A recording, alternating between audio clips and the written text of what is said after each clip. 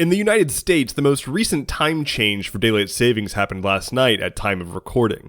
Daylight savings is a bit difficult to replicate here in the Astral Realm because the 12 suns don't always move in sync, so knowing which daylight to be saving is a challenge. A similar challenge is deciding what to do if we do get rid of daylight savings. Most Americans are in favor of getting rid of it, but deciding which time to stick with has already proven to be a challenge. Politicians, business lobbyists, and whatnot are pushing for setting our clocks such that the sun is up later and out later, saying that it helps increase business and foot traffic and all that good stuff. Medical experts note, however, that setting our clocks so that the sun is out later will cause issues with people's circadian rhythm across the entire country, and the right option would be to more closely match our working hours to daylight hours. Of course, it's also easy to say we should just meet in the middle and set our clocks by half an hour in between the two options that we have, but this poses its own set of messes, and being half an hour time shifted from most countries that we work with is not wonderful. Personally, I have an extremely tenuous relationship with sleep as is, so I'd prefer to not have my circadian rhythm destroyed for the sake of keeping businesses open later or whatever, but everyone's going to have their own opinion on this. But what do you think? Email me at neverending@fea.st. That's Neverending Feast. My name is Endeavorance, and welcome to episode 7 of Podcast from a Desk in the Astral Realm.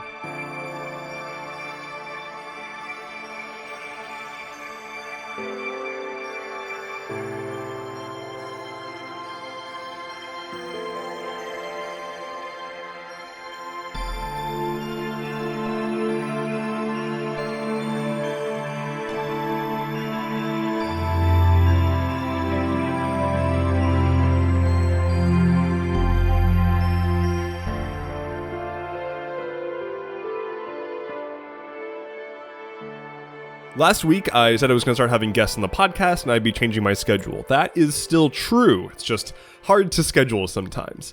So this week, I do not have a guest, but I will be changing my schedule starting on this episode. So I will be going from every week to every other week so that I have a little bit more leeway when I'm scheduling and recording with other people. But I'm really excited about the list of people who are already interested in coming on the podcast. And if you are interested, or if you know somebody who would be wonderful to have up on the podcast, again, email me at neverending@fea.st. I would love to get in touch. But in the meantime, I want to talk a little bit about the way that this podcast is going to be going. Bringing on guests and whatnot, and not having just me ramble about whatever's on my mind, is going to cause a bit of a shift in the way that the podcast is actually structured and run. So I want to just go over that real quick. As I bring on guests, the point is to talk to them and learn from them about the thing that they are passionate about. I want to know what they care about, their fandom, if you will. I've said before that everything is a fandom. I want to experience the world that these other people live in through their perspectives.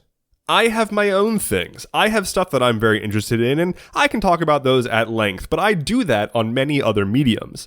I want to learn about other people who have very deep interests in any topic, really. Things that I know nothing about. The less I know about it, the better, really. And I intend to sit down with these folks, ask some really interesting questions, pick their brains, and have a good time. And then I also want to invite them to drop just a little bit of their own lore for the Astral Realm, because I want this to be a collaborative fiction. And so as the podcast goes on, and as we have more guests on the podcast, we'll be changing everything about the world that this podcast takes place in and the collaborative fiction that we're building together. Now, I will say that I will not shy away from slightly controversial subjects or current events, but the goal is not to create yet another podcast in which I just bring on guests and talk about current events and just do commentary constantly. That will happen, but that's not the inherent goal of the podcast. The goal, again, is to just bring on people and talk about interesting stuff. And so with that said, now seems like a great time to comment on current events. So, a billionaire, whose name is in the news way too much, recently purchased a major social media website, and is now flailing around trying to figure out what to do because he seemingly didn't even want to actually buy it in the first place. This is one of the most stark examples of why social media platforms should not be the way that we think about the internet and how we engage with it. I've talked previously on my YouTube channel about why deplatforming shouldn't even be a thing, and it largely comes down to the fact that we have these few massive websites which are so big and so commonplace that to be removed from one is considered a digital death sentence. For a long time, we did not have a notion of deplatforming. If you were on a community forum online and you were being an asshole, you got banned. The community would self-moderate and kick you out. And that's just how it was. There was no review board. There was no terms of service ethics violation. If you're being a dick, you got kicked out. And that's because that's how it works. That's how it works in normal society. You don't get to just go into a party, be an asshole to everyone there, claim free speech, and then eat the cheese dip. No, that's my cheese dip. Get out of my house. Damn, I actually really want some cheese dip. Anyway, the thing that's really interesting here is the younger generation is already intuiting this. They are not taking to these legacy, massive social media platforms in the same way that older generations did as these platforms were springing up. We ate this up and got on these platforms and lost what made the internet special of having all sorts of amazing, niche, interesting places to be. And yes, we traded all that nicheness for discovery and mass reach, but I would also argue that that's not necessary and not healthy even. And I can go way, way more into that, and I have, again, on my YouTube channel. I've talked about this a bunch, but it's a mess. But still, there's hope. As I said, the younger generation is intuiting this, and they are shifting away from these massive platforms and to smaller, managed discussion groups. Chat apps are a really big deal for the younger generation. Things like Discord and Telegram and iMessage and all that good stuff, WhatsApp and everything else.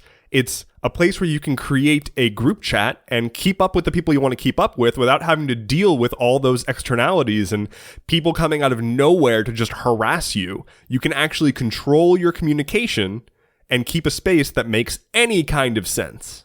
And yeah, they still engage with stuff like TikTok and other massive platforms like that. It's not gone, and it's not going away forever, and it's not even going to go away significantly for quite some time.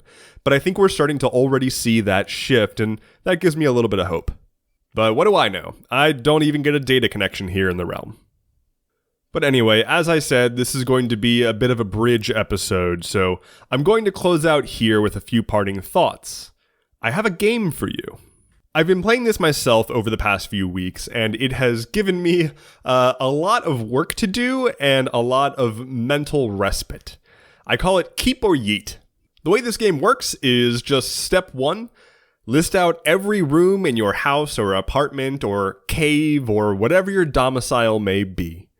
And then each week, pick one room and go through literally every single object in that room and ask yourself, should I keep this? Or should I eat it? Be critical about these objects. Ask yourself, is this something that's actually useful, or am I holding on to it because I'm holding on to it? If you were going to move tomorrow, would you bring this with you? Would it be worth packing it up? Can you replace it quickly, easily, and cheaply? And can you afford to replace it quickly, easily, and cheaply? It's going to be a different calculus for everyone. But at the end of the day, you probably have more crap just lying around than you may think you do. And that's not a negative thing. It just happens. Things get pushed into a corner and forgotten about. Just go get rid of them. You don't have to throw everything away. I highly recommend, if you can, to make a pile of things that could be donated. Specifically, if you can donate, try to donate to a direct action or mutual aid group in your area, especially for things like clothes or any kind of just general life supplies. But just this morning, I did my kitchen and I threw out 2 50-gallon bags worth of crap. Just old pots and pans that are too scuffed and destroyed to even really use, and things that are rusted over or cracked, or a ton of extra glassware that I definitely do not need. And maybe it's just me, but walking back into that kitchen now, I feel lighter. It feels good to not have all that stuff hiding away, atrophying. Well, that is actually all from me today. I am going to go get back to organizing a few more guests. I'm pretty thrilled with our first guest. I'm really looking forward to that. I will announce who it will be after we finish recording and, once I make sure everything is in good condition to actually be released.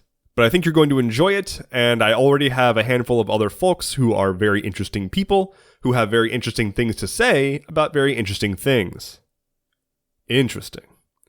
My name is Endeavorance. Thank you for listening to this rather short episode of Podcast from a Desk in the Astral Realm. Take care, and be well.